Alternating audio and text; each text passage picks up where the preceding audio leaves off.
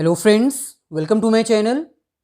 Introduction to accounting +1 accountancy के first chapter में ये सेकंड पार्ट है। फर्स्ट पार्ट जिसमें हमने डिस्कस किया था meaning, characters and objectives of accounting, वो ऑलरेडी अपलोड कर दिया गया है। अगर वो वीडियो आपने नहीं देखी है तो डिस्क्रिप्शन में लिंक गिवन है, आप उसको जाकर देख सकते हैं। इसके अलावा अगर इकोनॉमिक्स में आपको हेल्प चाहिए तो आप हमारे इकोनॉमिक्स के चैनल इकोनॉमिक्स बाय जोली कोचिंग को सब्सक्राइब कर सकते हैं, उसका लिंक भी डिस्क्रिप्शन में गिवन है।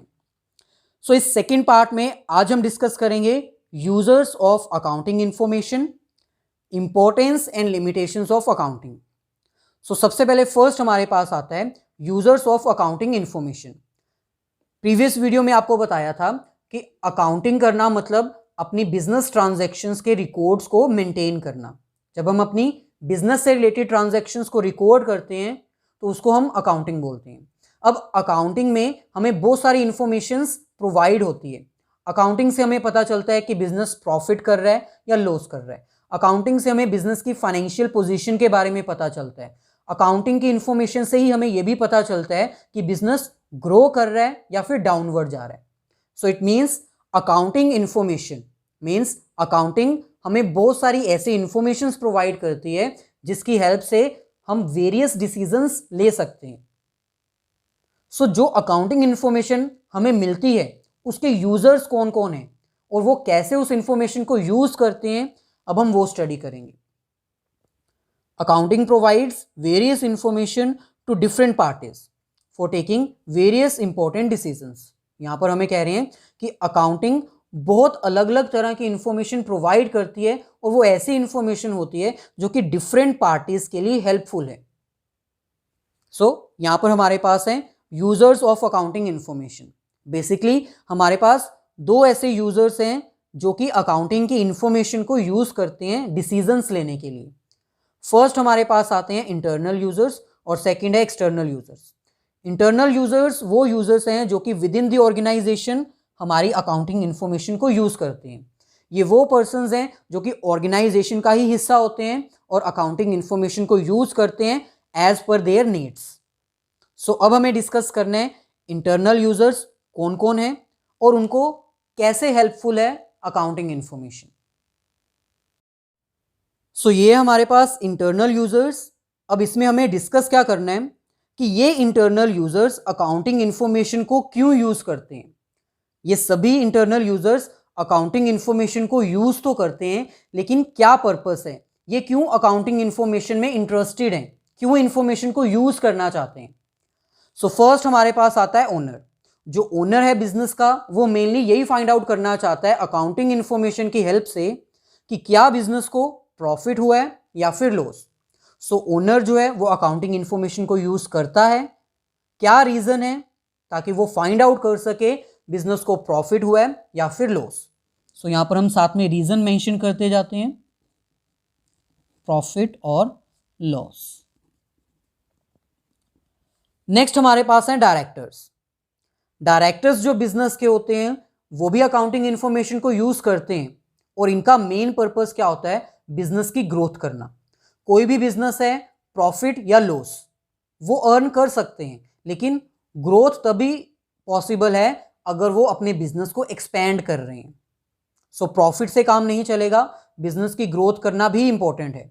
सो डायरेक्टर अकाउंटिंग इंफॉर्मेशन को यूज करते हैं और वो अकाउंटिंग इंफॉर्मेशन में क्यों इंटरेस्टेड है, ताकि वो चेक कर सके कि बिजनेस ग्रो कर रहा है या फिर नहीं। सो इसका मेन मकसद क्या है, मेन पर्पस क्या है, ग्रोथ ऑफ द बिजनेस। ऐसे ही नेक्स्ट हमारे पास आता है मैनेजर्स, जो कि बिजनेस को मैनेज करते हैं, सारी एक्टिविटीज परफॉर्म करते हैं, वर्क इनिशिएट करवाते हैं। ऑफिसर्स जिनके पास अथॉरिटी एंड रिस्पॉन्सिबिलिटीज होती हैं वर्क को मैनेज करने की। इंटरनल डिपार्टमेंट्स, अब कुछ ऑर्गेनाइजेशंस ऐसी होती हैं जिसमें डिफरेंट डिफरेंट डिपार्टमेंट्स डिज़ाइन किए जाते हैं, जैसे कि sales department, purchase department, finance department. So अगर ऐसी ऑर्गेनाइजेशन है तो उसमें डिफरेंट डिफरेंट डिपार्टमेंट्स के जो मैनेजर्स हैं वो भी इंफॉर्मेशन को यूज़ करेंगे। और ये तीनों ही पर्सन्स इंफॉर्मेशन को क्यों यूज़ करते हैं, ताकि वो अपना डिसीजन ले सकें। सो इनका मेन रीजन क्या है अकाउंटिंग इंफॉर्मेशन को यूज़ करना, डिसीजन मेकिंग। ये अपने अपने लेवल्स पर डिसीजंस लेना चाहते हैं। सो यूजर्स ऑफ अकाउंटिंग इंफॉर्मेशन में आपने इंटरनल यूजर्स और एक्सटर्नल यूजर्स में यही बताना है कि कौन कौन से यूजर्स हैं और वो अकाउंटिंग इंफॉर्मेशन क्यों यूज करते हैं। नेक्स्ट हमारे पास आते हैं एम्प्लॉयज। अब एम्प्लॉयज क्यों इंटरेस्टेड हैं? इनको तो कोई डिसीजन भी नहीं लेना, इनको तो कोई ग्रोथ भी नहीं चेक करनी। ये इसलिए इंटरेस्टेड हैं क्योंकि फर्म या फिर ऑर्गेनाइजेशन इनको क्या पे करती है? सैलरी। सो इनको टाइम पर सैलरी मिल जाएगी कि नहीं मिलेगी, ये इसलिए इंटरेस्टेड हैं। ये फाइंड आउट करना चाहते हैं कि क्या बिजनेस लॉस में तो नहीं चला जाएगा। अगर बिजनेस लॉस में चला गया तो उनको सैलरी कहां से मिलेगी? कहीं ये ना हो कि उनको बिजनेस से निकाल दिया जाए। सो एम्प्लॉयज इसलिए इंटरेस्टेड हैं क्योंकि उनको अपनी सैलरी की चिंता है। लास्ट में हमारे पास आते हैं इंटरनल ऑडिटर्स। ऑडिटर्स कौन होते हैं? जो कि अकाउंटिंग इंफॉर्मेशन को चेक करते हैं, अकाउंटिंग रिकॉर्ड्स को चेक करते हैं। अब क्योंकि इंटरनल ऑडिटर्स का काम ही अकाउंटिंग इंफॉर्मेशन को चेक करना है, सो इसलिए ये अकाउंटिंग इंफॉर्मेशन को यूज करेंगे। सो इंटरनल यूजर्स में ये डिफरेंट पार्टीज आती हैं और डिफरेंट पार्टीज के पास डिफरेंट रीजन है अकाउंटिंग इंफॉर्मेशन को यूज करने का। सो नेक्स्ट हमारे पास है external users. External users means outsiders. ये वो पर्सन्स हैं जो बिजनेस के आउटसाइडर्स हैं, बिजनेस से रिलेटेड तो हैं लेकिन within the organisation work नहीं करते हैं। सो जो आउटसाइडर्स हैं वो भी इंटरेस्टेड हैं बिजनेस की अकाउंटिंग इंफॉर्मेशन में। जैसे कि फर्स्ट हमारे पास आता है क्रेडिटर्स। क्रेडिटर्स वो पर्सन्स होते हैं जो कि बिजनेस को लोन प्रोवाइड करते हैं, जैसे कि बैंक्स या फिर कोई भी फाइनेंशियल इंस्टीट्यूट। सो क्रेडिटर बिजनेस की अकाउंटिंग इंफॉर्मेशन में क्यों इंटरेस्टेड है? तो सिंपल है, क्रेडिटर ने बिजनेस को लोन प्रोवाइड किया है, सो उसको कॉन्टिन्यूसली ये चेक करना होगा कि बिजनेस प्रॉफिट अर्न कर रहा है कि लॉस। ये ना हो कि बिजनेस उसकी अमाउंट जो है लोन की वो लेकर भाग जाए। सो क्रेडिटर्स को ये चेक करना होता है कि क्या उसकी अमाउंट उसको रिफंड मिल जाएगी या नहीं विद इंटरेस्ट। नेक्स्ट हमारे पास आते हैं इन्वेस्टर्स। इन्वेस्टर्स दो तरह के हो सकते हैं। फर्स्ट इन्वेस्टर्स वो जो कि ऑलरेडी बिजनेस में अमाउंट इन्वेस्ट कर चुके हैं, वो इसलिए इंटरेस्टेड हैं ताकि वो अपना जो प्रिंसिपल अमाउंट है, जो इन्वेस्टमेंट अमाउंट है, वो वापस मिल जाए और उसके ऊपर जो इंटरेस्ट है, जो इन्वेस्टमेंट के ऊपर इंटरेस्ट है, वो भी उनको मिल जाए। और जो प्रोस्पेक्टिव इन्वेस्टर्स हैं, मतलब वो इन्वेस्टर्स जिन्होंने अब तक अमाउंट इन्वेस्ट नहीं की है, वो भी अकाउंटिंग इंफॉर्मेशन को यूज करते हैं। और वो क्यों यूज करते हैं? ताकि वो ये फाइंड आउट कर सकें कि क्या इस बिजनेस में हम इन्वेस्टमेंट करें या फिर ना करें, अपना डिसीजन इन्वेस्टमेंट का लें या फिर ना लें। अब क्योंकि अगर बिजनेस लॉस अर्न कर रहा होगा तो कोई भी इन्वेस्टर इसमें इन्वेस्टमेंट नहीं करना चाहेगा। सो क्रेडिटर्स को अपनी लोन अमाउंट की चिंता होती है, इन्वेस्टर्स को अपनी इन्वेस्टमेंट की अमाउंट की चिंता होती है। Next government. गवर्नमेंट जो है वो अकाउंटिंग इंफॉर्मेशन को यूज करती है ताकि वो टैक्स एक्वायर कर सके। गवर्नमेंट जो है वो कॉरपोरेट अथॉरिटीज के ऊपर, बिजनेस के ऊपर टैक्स चार्ज करती है। सो गवर्नमेंट अकाउंटिंग इंफॉर्मेशन इसलिए यूज करती है ताकि जो अकाउंटिंग इंफॉर्मेशन से उनको प्रॉफिट मिले वो उस प्रॉफिट के ऊपर क्या चार्ज कर सके? टैक्स। नेक्स्ट हमारे पास आते हैं ट्रेड पार्टनर्स। ट्रेड पार्टनर्स कौन से होते हैं? वो पार्टनर्स जो कि ट्रेडिंग में हेल्पफुल होते हैं, बाइंग एंड सेलिंग करने में। सपोज ए और बी दो बिजनेसमैन हैं, ए जो है वो होलसेलर है और बी रिटेलर है, तो ये दोनों क्या हो जाएंगे? पार्टनर। सो बी जो है वो ए की अकाउंटिंग इंफॉर्मेशन में इंटरेस्टेड होगा क्योंकि उसको ये चेक करना है कि कहीं ये बिजनेस लॉस में ना चला जाए, कहीं मेरी जो सप्लाई है गुड्स एंड सर्विसेज की वो बंद ना हो जाए।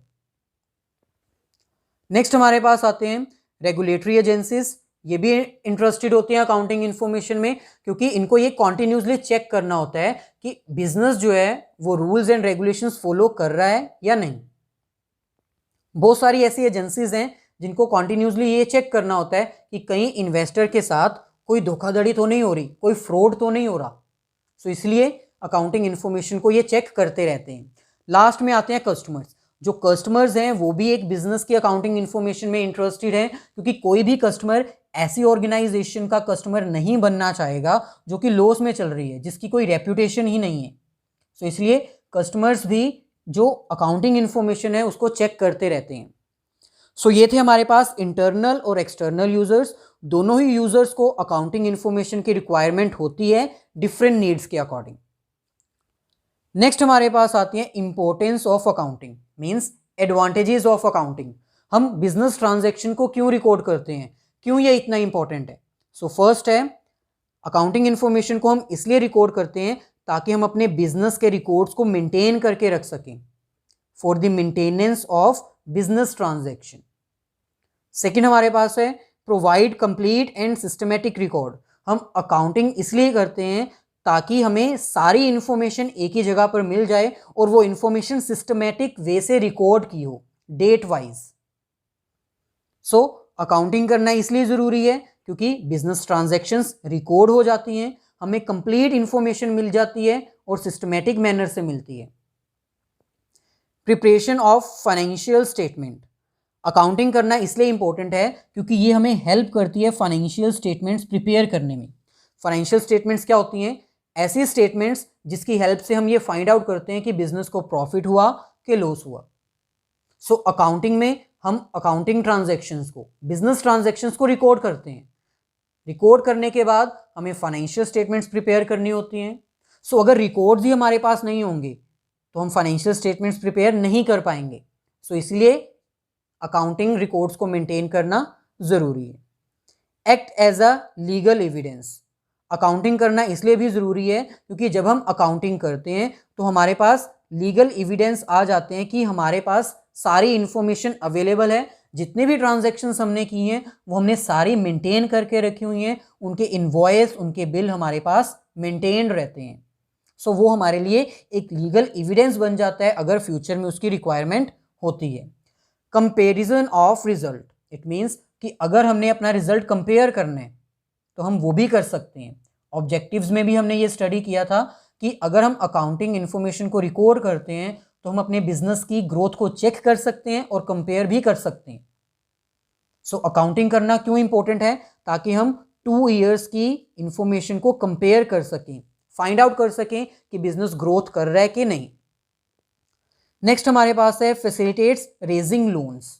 अब अकाउंटिंग इन्फॉर्मेशन जो है, जो अकाउंटिंग हम करते हैं वो हमें हेल्प करती है लोन रेज करने में। अगर हम किसी बैंक से लोन लेना चाहते हैं तो वो भी पॉसिबल है।